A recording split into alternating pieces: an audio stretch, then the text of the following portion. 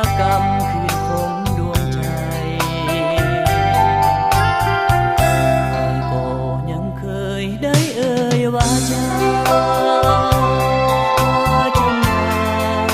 มูสาสู่ขอน้องไปน้องยิ้มสุขียินดีตอบอายพอใจคำหนึ่งอายจำได้สันใดนอหรือไม่ลงมีอุป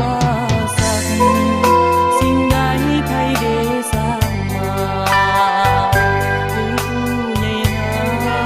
เรื่องมาในทางหักลงน้องคนดีบอกปราณีอายก็คงควรคิดพะวง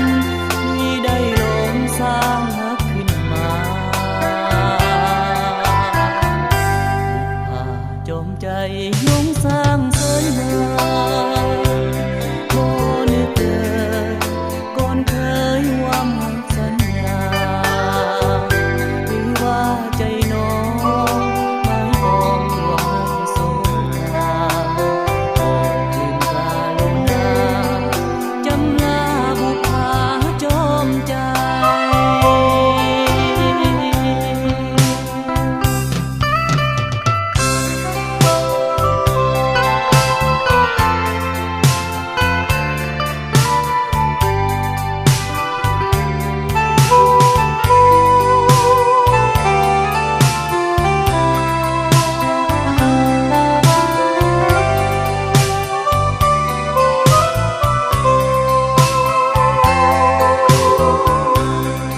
มีอุป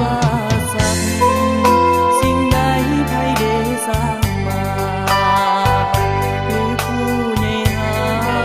เรื่องมาในทางหักลงน้องคนดี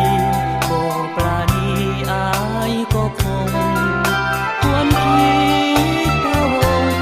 ที่ได้ลงสร้างหักขึ้นมาบุพผาจอมใจ